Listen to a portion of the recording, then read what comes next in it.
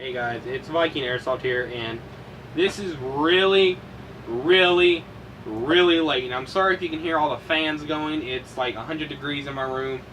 It's hot, but I was decided to actually do a final review and unboxing. It's not new. I've had it since Christmas last year. At the time of this, it had been 2017.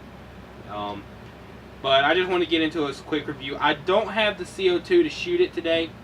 I thanked my buddy when we went to our last operation. I asked him to pack up some of the stuff and he must have grabbed it. I'm not blaming him, but I'm pretty sure that's what happened because I remember having one left. So I don't have any CO2 to shoot it today, but I'm going to go ahead and get into the new, not really, review. Now, as you can see, I'm missing a piece that goes right here, which is supposed to hold that in. I don't know the technical name. I'm not a big gun guy, you know. I just know that it's just like a switch, you know. But that's not the safety. This right here is the safety. Oh yeah. And this would be a full ambidextrous safety, but it fell off during an operation. I'm not even joking. Like, I was at Battlegrounds Airsoft in Alabama. Sorry that they closed. And the screws came out of the side panel. I had to take one from the other side to hold it in. But out of the box, you get, of course, the gun. If you don't get a gun in your box, then you sue the ever-living heck out of Elite Force. I'm just kidding. Don't do that. You'll get the gun. You get one mag. It has been used. It's CO2. And you will get a hex key, but the hex key will come in a little baggie that will say Elite Force on it and everything. Okay, let's go ahead and get this out of the way. So basically, with the load the CO2, you come down here at the bottom and you use your hex key to unscrew the screw in there. As you can see, it's slowly raising up and down. And then you insert your CO2 cartridge. Sorry, I got a cameraman back there and he said it was low. So, as you can see right here, the little screw goes up and down, and you put your CO2 cartridge in here, and then you just tighten it until you hear, you know, the hissing. Then you turn it one more time and make sure there's no leaking. You know, listen to it, make sure. This is a valve to let out all the air if you're done and you don't want to store it with the air in it, and you just don't feel like shooting all of it out.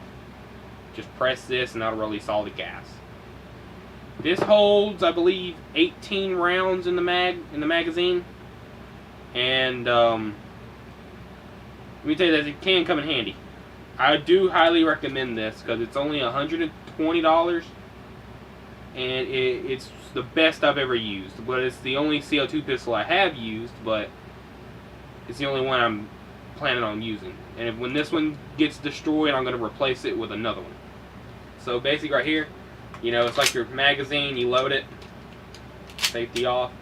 Right here, you know, you see it locks back. There's no power stroke on here, but you know, you just release the switch. There you go. Now, it does come with a weird kind of deal, like all 1911s usually come like that.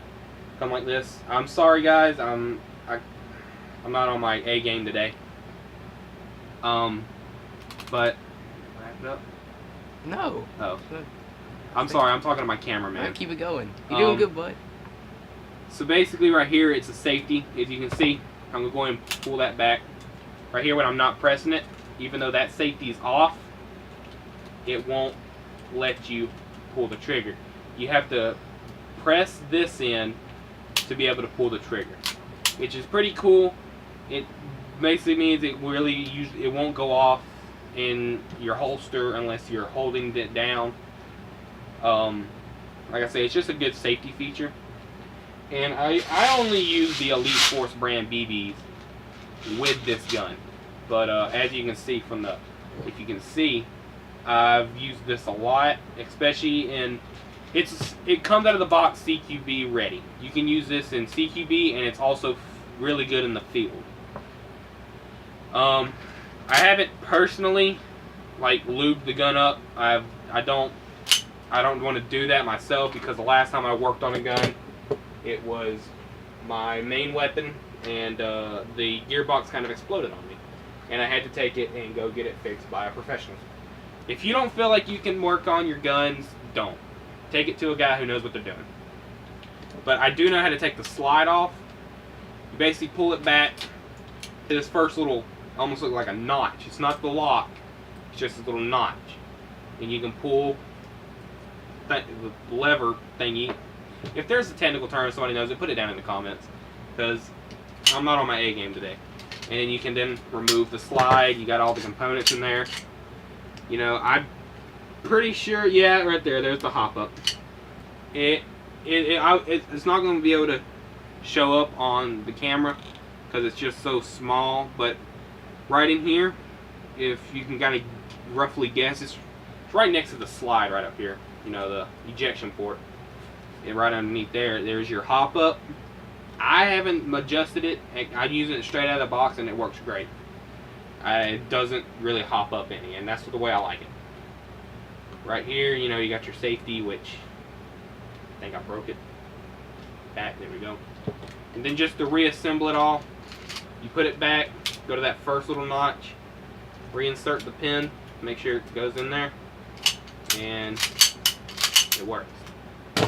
Now the front end, if you can see perfectly, it's kind of has a screw to it. It's kind of like spiral. You can put some on there, and you can put, from what I see, a 14mm counterclockwise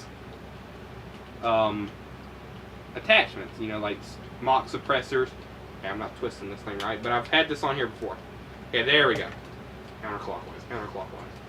I was trying to spin it clockwise. Don't cross thread. As you can see, you just slide it on here, and it works. You know, this won't fit in your holster unless you have like a cloth holster that can expand, you know, move around, you know, and so you can slide it in there. But it can hold front end attachments screwed onto the barrel. Silence, mock suppressors, muzzle brakes. It does have a little tiny rail on the bottom for you to attach flashlights, lasers, stuff like that, and those accessories that you put on the bottom and it lets you put on a sight. I don't know what those are technically called. I've never used one. I've never really seen one in person. And that's really it about this gun. I will have a new updated gear loadout coming soon. I got to go back into surgery next week, which take me a little bit longer to recover from than the spinal block. And as soon as I'm able to go, and as soon as I'm feeling able, I'm going to research, because I don't remember the names of all the gear. I know I got a plate carrier. I think it's Condor, and it's great. I'll go over all that. I'll give you the, well, I use a Vulcan tactical gun that I won in a raffle, but I think I've showed y'all that before. On the end, counterclockwise threads. But I will go over a extensive gear loadout whenever I'm able to. But I guess this is Viking Airsoft signing off, and I hope y'all have a good day.